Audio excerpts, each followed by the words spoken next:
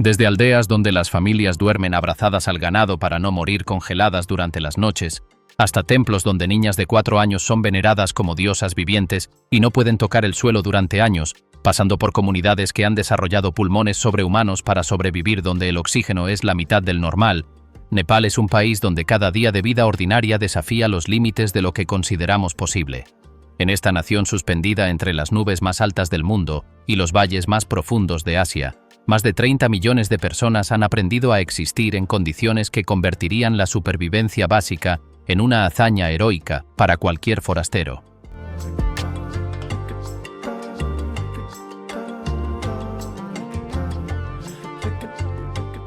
Donde los dioses caminan entre mortales. En Nepal, la frontera entre lo divino y lo mundano se difumina hasta desaparecer por completo, creando una realidad donde las actividades más cotidianas están impregnadas de significado espiritual, y donde los dioses no habitan templos distantes, sino que caminan literalmente por las calles, encarnados en niños pequeños que nunca han tocado el suelo con sus pies. La tradición de la Kumari, la diosa niña viviente, representa quizás el ejemplo más extraordinario de cómo la espiritualidad nepalí transforma vidas humanas ordinarias en manifestaciones divinas. En el corazón de Katmandú, una niña de entre 4 y 12 años vive recluida en un palacio del siglo XVIII, venerada por miles de devotos como la encarnación viviente de la diosa Durga. Esta niña, seleccionada a través de rituales complejos que incluyen pruebas de valentía ante cabezas cortadas de búfalos y danzas de hombres enmascarados, debe cumplir 32 criterios físicos específicos que van desde el color de sus ojos hasta la forma de sus dientes. La vida de la Kumari transcurre en un aislamiento casi total del mundo exterior. Sus pies no pueden tocar el suelo común, ya que se considera que esto contaminaría su pureza divina. Cuando debe trasladarse, es cargada por asistentes o transportada en palanquines ornamentados. Su dieta está estrictamente controlada, sus actividades limitadas a estudios básicos y rituales religiosos, y su contacto con otras personas reducido a encuentros ceremoniales donde los devotos se postran ante ella buscando bendiciones. Durante las festividades más importantes como el Indra Jatra, la Kumari emerge de su palacio en un carruato dorado tirado por hombres, bendiciendo a multitudes que se agolpan para vislumbrar a la diosa viviente. Los devotos creen fervientemente que una simple mirada de la niña puede curar enfermedades, resolver conflictos familiares o traer prosperidad. Algunos viajan durante días desde aldeas remotas para tener la oportunidad de recibir un tika rojo en la frente aplicado por las manos diminutas de la diosa niña. La transición de vuelta a la vida común cuando la niña alcanza la pubertad y pierde su estatus divino es traumática y compleja. Ex-kumaris han descrito la dificultad de aprender a caminar normalmente después de años sin tocar el suelo, la confusión de interactuar con pares de su edad después del aislamiento, y el desafío psicológico de pasar de ser adorada como una diosa a convertirse en una adolescente común con pocas habilidades sociales o educativas para navegar el mundo moderno. Pero la Kumari representa solo la manifestación más visible de un sistema religioso que permea cada aspecto de la vida nepalí. En las calles de cualquier ciudad o pueblo es común encontrar pequeños templos improvisados alrededor de árboles sagrados, piedras con formas particulares o confluencias de ríos donde los devotos depositan ofrendas diarias. Estos espacios sagrados no están separados de la vida comercial o residencial, sino integrados en ella, de manera que resulta imposible caminar más de unos pocos metros sin encontrar algún recordatorio físico de la presencia divina. Los rituales matutinos en los hogares nepalíes comienzan antes del amanecer con elaboradas ceremonias que pueden durar horas. Las amas de casa se levantan a las 4 de la mañana para limpiar y decorar pequeños altares domésticos con flores frescas, incienso y comida preparada específicamente para las deidades. Cada hogar tiene múltiples santuarios dedicados a diferentes dioses según las necesidades familiares. Ganesha para remover obstáculos, Lakshmi para la prosperidad, Saraswati para el conocimiento, y docenas de otras deidades menores que supervisan aspectos específicos de la vida cotidiana. Durante el festival de Dashain, la celebración más importante del año que puede durar hasta 15 días, el país entero se detiene mientras las familias se reúnen para rituales que combinan elementos hinduistas y budistas con tradiciones animistas anteriores. Los sacrificios de animales se realizan en masa, con miles de búfalos, cabras y pollos degollados en templos públicos, mientras los devotos se bañan en la sangre como método de purificación espiritual. Los niños participan en estos rituales desde la infancia, aprendiendo a distinguir entre diferentes tipos de ofrendas apropiadas para cada deidad, los mantras específicos que deben recitarse durante las ceremonias, y las complejas reglas de pureza que determinan quién puede tocar qué objetos sagrados bajo qué circunstancias. Para cuando alcanzan la adolescencia, poseen un conocimiento enciclopédico de prácticas espirituales que han sido transmitidas oralmente durante milenios.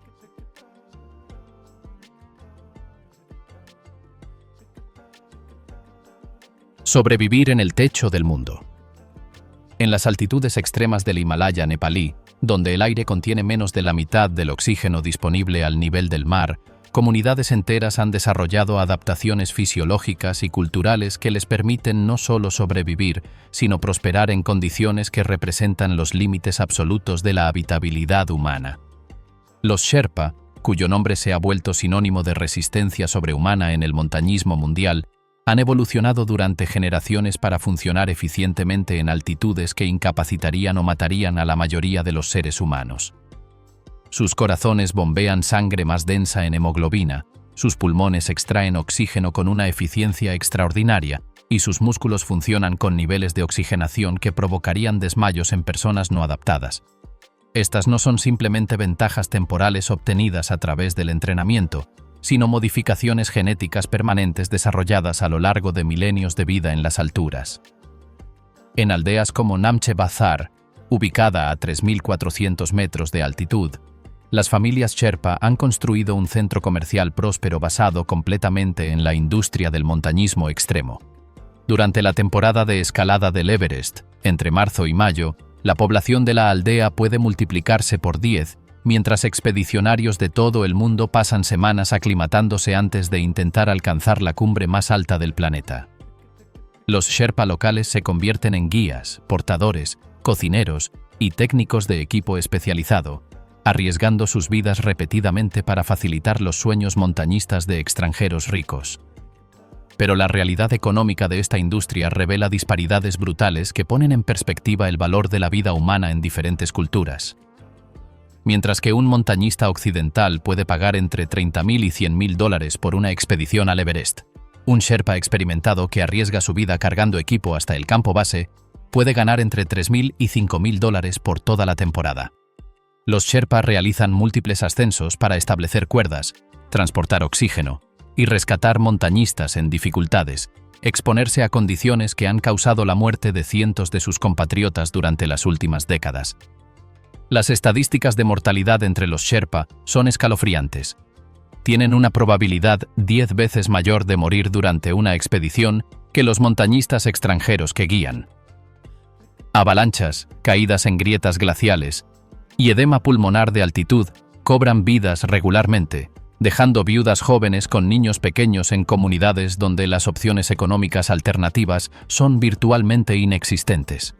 Los funerales Sherpa se realizan con frecuencia aterradora durante los meses de escalada, ceremonias budistas solemnes donde las familias lloran a esposos, padres e hijos que murieron ayudando a extraños a realizar hazañas deportivas. La vida cotidiana en estas altitudes extremas requiere adaptaciones constantes que desafían la imaginación.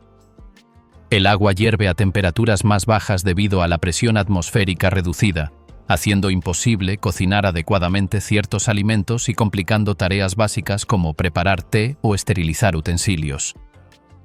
Los materiales se comportan de manera impredecible. La madera se agrieta por la sequedad extrema, los metales se vuelven quebradizos por el frío, y las telas se deshilachan bajo la radiación ultravioleta intensa que penetra la atmósfera delgada. Las mujeres Sherpa enfrentan desafíos adicionales durante el embarazo y el parto en altitudes donde los riesgos médicos se multiplican exponencialmente. Los partos prematuros son comunes debido al estrés fisiológico de la altitud, y la mortalidad infantil sigue siendo alta a pesar de los esfuerzos médicos modernos. Las madres deben tomar decisiones desesperadas entre permanecer en sus comunidades de origen sin acceso a atención médica especializada o descender a altitudes más bajas donde pueden recibir cuidados pero están separadas de sus sistemas de apoyo familiar. Los niños que crecen en estas altitudes desarrollan capacidades físicas extraordinarias, pero también enfrentan limitaciones educativas severas. Las escuelas en aldeas remotas pueden funcionar solo durante los meses más cálidos y muchas veces carecen de maestros calificados, materiales educativos actualizados o infraestructura básica como calefacción y electricidad confiable. Los estudiantes más prometedores deben elegir entre permanecer con sus familias en comunidades tradicionales o migrar a altitudes más bajas para continuar su educación, una decisión que frecuentemente resulta en la pérdida permanente del contacto con su cultura ancestral. El peso de las tradiciones familiares. En la sociedad nepalí, la familia no es simplemente una unidad social, sino una institución total que determina cada aspecto de la vida individual, desde las decisiones más íntimas hasta las oportunidades económicas, educativas y sociales disponibles para cada persona, según su posición dentro de jerarquías familiares establecidas durante generaciones. El matrimonio arreglado sigue siendo la norma dominante, especialmente en las áreas rurales donde más del 80% de la población aún vive. Los padres comienzan a buscar parejas apropiadas para sus hijos cuando estos apenas han alcanzado la adolescencia, iniciando negociaciones complejas que pueden extenderse durante años e involucran no solo la compatibilidad personal sino consideraciones de casta, estatus económico, reputación familiar y compatibilidad astrológica determinada por astrólogos profesionales que calculan las posiciones planetarias con precisión matemática. Una joven nepalí de 18 años puede encontrarse prometida en matrimonio con un hombre al que nunca ha visto, seleccionado por sus padres basándose en criterios que incluyen la capacidad de la familia del novio para pagar una dote apropiada, la reputación laboral del futuro esposo y la opinión de intermediarios que actúan como investigadores privados, verificando antecedentes familiares, historial de salud y comportamientos personales de todos los involucrados. Estas investigaciones pueden revelar secretos familiares que datan de décadas atrás, desde problemas de alcoholismo hasta disputas de tierras que podrían afectar la armonía matrimonial futura. El proceso de cortejo es altamente ritualizado y supervisado. Los futuros esposos pueden reunirse solo en presencia de familiares mayores, y las conversaciones están limitadas a temas considerados apropiados que generalmente excluyen preferencias personales, ambiciones individuales o sentimientos románticos. La compatibilidad se evalúa a través de indicadores indirectos como la habilidad de la novia para preparar ciertos platos tradicionales, su destreza en labores domésticas y su capacidad para mostrar respeto apropiado hacia los ancianos de la familia del novio. Las ceremonias matrimoniales pueden extenderse durante una semana entera, involucrando rituales diarios que requieren la participación de cientos de invitados y gastos que pueden representar el equivalente a varios años de ingresos familiares. Las familias de clase media frecuentemente se endeudan durante décadas para financiar bodas apropiadas, considerando que una ceremonia modesta deshonraría públicamente a toda la familia extendida. Los rituales incluyen intercambios de regalos específicos entre las familias, ceremonias de purificación que pueden durar días enteros, y banquetes elaborados donde el menú debe seguir tradiciones culinarias específicas que varían según la región y la casta. Una vez casada, la novia se traslada permanentemente al hogar de la familia del esposo, donde su estatus inicial es apenas superior al de una sirvienta. Durante los primeros años de matrimonio, debe demostrar su valor a través de labores domésticas constantes, obediencia absoluta a la suegra y su capacidad para producir hijos varones que continuarán el linaje familiar. Las nueras que no logran quedar embarazadas dentro del primer año enfrentan presión psicológica intensa, críticas públicas y a veces violencia doméstica justificada como métodos para estimular la fertilidad. La suegra ejerce autoridad absoluta sobre las nueras, controlando aspectos que van desde qué ropa pueden usar hasta cuándo pueden visitar a sus familias de origen. En hogares multigeneracionales tradicionales, varias nueras pueden vivir bajo la supervisión de una sola suegra anciana, creando dinámicas competitivas donde las mujeres jóvenes compiten por favor y privilegios mínimos. Las nueras que eventualmente dan a luz hijos varones ganan estatus gradualmente, pero aquellas que solo tienen hijas pueden enfrentar décadas de tratamiento degradante y presión para continuar teniendo hijos hasta producir un heredero masculino. Los hijos varones crecen en ambientes donde se les enseña que heredarán autoridad familiar absoluta, mientras que las hijas aprenden desde la infancia que su valor se mide por su capacidad futura para servir a las familias de sus esposos. Los niños pueden observar a sus padres tratando a sus madres como subordinadas, normalizando patrones de dominación masculina que reproducirán en sus propios matrimonios. Las niñas ayudan con labores domésticas desde edades muy tempranas, mientras que los niños son eximidos de responsabilidades domésticas y se concentran en actividades que se consideran preparación para roles de liderazgo. Entre la pobreza extrema y la riqueza espiritual. La paradoja más desgarradora de Nepal radica en la coexistencia de una pobreza material que condena a millones a la supervivencia diaria más precaria, junto con una riqueza espiritual y cultural que ha producido algunas de las tradiciones filosóficas y artísticas más sofisticadas de la humanidad, creando una realidad donde familias que no pueden permitirse 3 comidas al día invierten sus últimas rupias en ceremonias religiosas elaboradas y ofrendas a deidades que prometen recompensas en vidas futuras.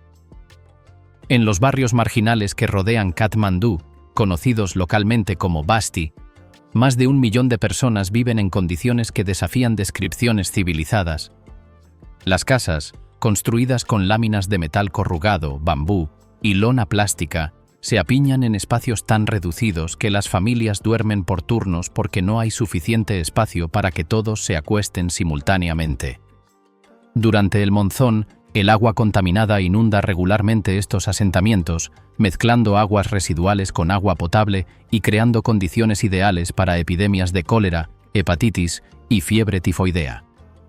Los niños de estas comunidades comienzan a trabajar desde los 5 o 6 años, vendiendo té en las calles, limpiando zapatos o recolectando materiales reciclables en basureros públicos donde compiten con perros salvajes y ratas por acceso a desperdicios que puedan tener algún valor comercial.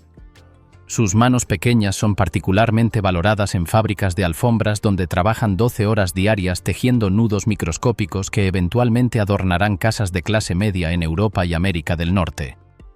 Los salarios que reciben, equivalentes a menos de $2 por día, representan frecuentemente la única fuente de ingresos para familias enteras.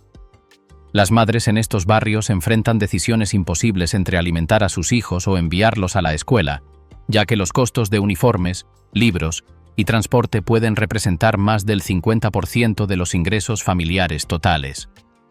Muchas optan por enviar solo a los hijos varones a la escuela, manteniendo a las hijas en casa para cuidar hermanos menores o contribuir a los ingresos familiares a través del trabajo doméstico.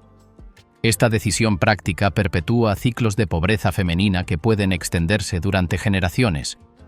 La atención médica en estos asentamientos es virtualmente inexistente.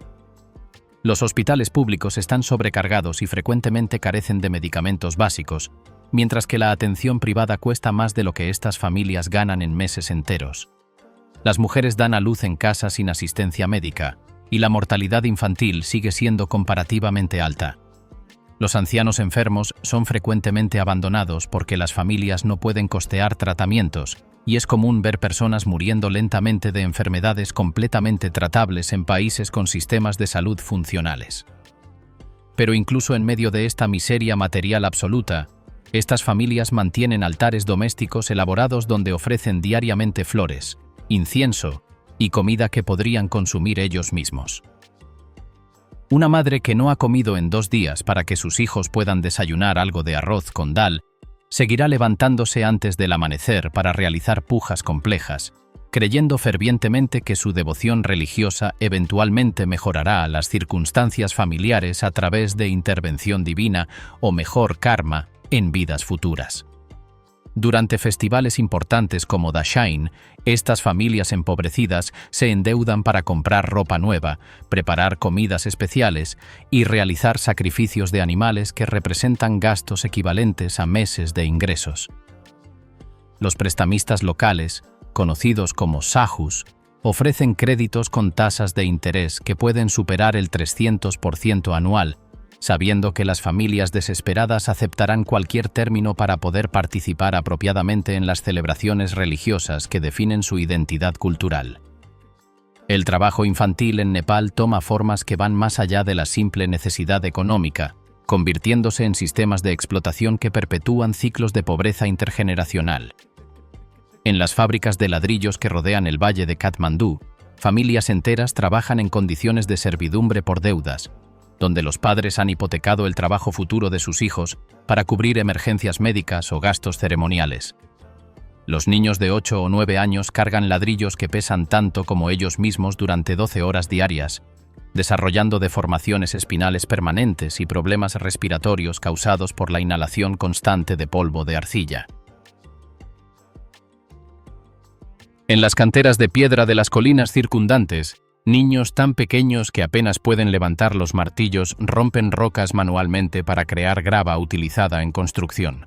Sus manos desarrollan callosidades tan gruesas que pierden sensibilidad, y muchos sufren heridas regulares por fragmentos de piedra que pueden resultar en infecciones serias. El pago se realiza por peso de grava producida, incentivando a los niños a trabajar hasta el agotamiento físico para maximizar sus ingresos diarios mínimos. La migración laboral hacia países del Golfo Pérsico representa la única esperanza de movilidad económica para muchas familias rurales, pero viene acompañada de riesgos extraordinarios y separaciones familiares que pueden durar décadas. Los hombres jóvenes pagan a intermediarios sumas equivalentes a varios años de ingresos locales por la promesa de trabajos en construcción en Qatar, Arabia Saudita o los Emiratos Árabes Unidos. Muchos descubren al llegar que las condiciones laborales constituyen formas modernas de esclavitud, con pasaportes confiscados, salarios impagos y amenazas de deportación si intentan cambiar de empleador. Las esposas que permanecen en Nepal enfrentan años de soledad mientras crían hijos solas, dependiendo de remesas que pueden llegar irregularmente o detenerse completamente si sus esposos se accidentan, enferman o son deportados. Los hijos de trabajadores migrantes crecen efectivamente huérfanos de padre, desarrollando relaciones con figuras masculinas que conocen principalmente a través de llamadas telefónicas esporádicas y fotografías enviadas desde países que no pueden ubicar en mapas. Las tasas de suicidio entre trabajadores nepalíes en países del Golfo son alarmantemente altas, con cientos de hombres jóvenes regresando a casa en ataúdes cada año. Sus familias reciben compensaciones mínimas y frecuentemente luchan durante años con procesos burocráticos para recuperar los cuerpos y obtener cualquier beneficio por muerte accidental. Los funerales de estos trabajadores migrantes se han convertido en eventos comunitarios regulares que refuerzan tanto el duelo colectivo como la desesperanza económica que obliga a las siguientes generaciones a repetir los mismos ciclos migratorios peligrosos. Sin embargo, en medio de esta pobreza sistémica, Nepal mantiene tradiciones intelectuales y artísticas que rivalizan con las más sofisticadas del mundo. Los artesanos de Patan y Bhaktapur continúan creando esculturas en bronce, maderas talladas y pinturas tanka utilizando técnicas que han sido refinadas durante más de 1000 años. Estos craftsmen, muchos de los cuales viven en condiciones de pobreza material, poseen conocimientos técnicos y artísticos que representan patrimonios culturales invaluables, transmitidos oralmente de maestro a aprendiz, a través de generaciones. Los pandits, eruditos tradicionales versados en sánscrito, astrología, filosofía y textos religiosos antiguos, mantienen vivas tradiciones intelectuales que requieren décadas de estudio memorístico intensivo. Estos scholars pueden recitar miles de versos de memoria, calcular posiciones astrológicas complejas sin instrumentos modernos y explicar sutilezas filosóficas que académicos occidentales estudian durante años sin dominar completamente. Muchos de estos pandits viven en pobreza, sostenidos únicamente por donaciones ocasionales de devotos y honorarios mínimos por ceremonias religiosas. La música clásica nepalí, tanto en sus formas hindúes como budistas, requiere entrenamiento que comienza en la infancia y puede extenderse durante décadas. Los músicos maestros pueden improvisar composiciones complejas basadas en ragas tradicionales, utilizando instrumentos como el sarangi, tabla y flauta bansuri con virtuosismo que requiere control muscular extraordinario y comprensión teórica profunda. Estos músicos frecuentemente viven al margen de la supervivencia económica, manteniendo tradiciones artísticas por devoción personal más que por recompensas materiales. El futuro incierto de una nación en transición, Nepal, se encuentra atrapado en una encrucijada histórica donde las fuerzas de la modernización chocan violentamente con tradiciones milenarias, creando tensiones generacionales que amenazan con fragmentar completamente el tejido social, mientras el país lucha por definir una identidad nacional coherente que pueda acomodar tanto sus raíces ancestrales como las realidades del siglo XXI. La juventud urbana, especialmente en Katmandú y otras ciudades principales, ha abrazado aspectos de la cultura global a través de Internet, redes sociales y educación occidental, desarrollando aspiraciones y valores que frecuentemente entran en conflicto directo con las expectativas familiares y culturales tradicionales. Jóvenes de 20 años que han estudiado en universidades privadas que enseñan en inglés regresan a hogares donde se espera que respeten jerarquías familiares rígidas, participen en matrimonios arreglados y subordinen sus ambiciones personales a obligaciones familiares colectivas. Estos conflictos generacionales se manifiestan en formas que van desde la desobediencia silenciosa hasta rupturas familiares dramáticas. Jóvenes profesionales que insisten en elegir sus propias parejas románticas pueden encontrarse efectivamente exiliados de sus familias, perdiendo acceso a redes de apoyo financiero y emocional que han sostenido a generaciones anteriores. Las mujeres jóvenes educadas que buscan carreras profesionales independientes enfrentan presión familiar constante para casarse y abandonar sus ambiciones por roles domésticos tradicionales. El sistema educativo refleja estas tensiones de maneras que crean confusión fundamental sobre objetivos y valores. Las escuelas públicas enseñan currículo en nepalí que enfatiza historia y cultura tradicionales, mientras que las escuelas privadas más prestigiosas ofrecen educación completamente en inglés diseñada para preparar estudiantes para universidades occidentales. Los estudiantes navegando entre estos sistemas pueden desarrollar competencias lingüísticas y culturales divididas que no les permiten integrarse completamente en ninguna tradición. Las oportunidades de empleo para jóvenes educados siguen siendo severamente limitadas dentro del país, forzando emigración masiva hacia mercados laborales internacionales. Los graduados universitarios más prometedores frecuentemente obtienen visas para Estados Unidos, Canadá, Australia o países europeos, creando una fuga de cerebros que priva a Nepal de precisamente el capital humano necesario para su desarrollo económico interno.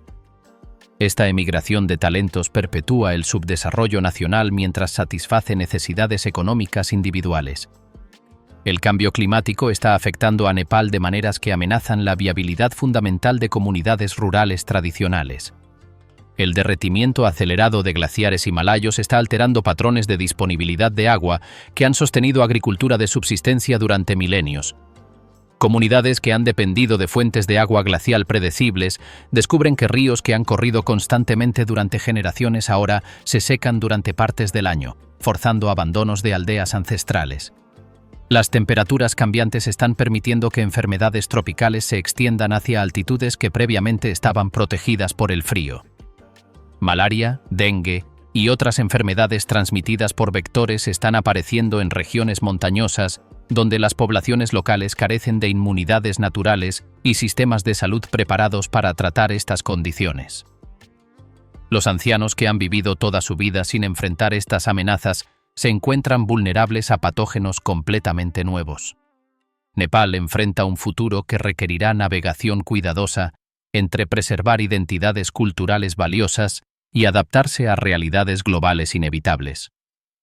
La supervivencia nacional puede depender de la capacidad de crear síntesis creativas que permitan modernización económica sin sacrificar completamente las tradiciones espirituales y sociales que han definido la civilización nepalí durante milenios. Las decisiones tomadas durante las próximas décadas determinarán si Nepal puede convertirse en una sociedad próspera que honra su pasado mientras se prepara efectivamente para desafíos futuros, o si continuará fragmentándose bajo presiones que parecen estar intensificándose constantemente.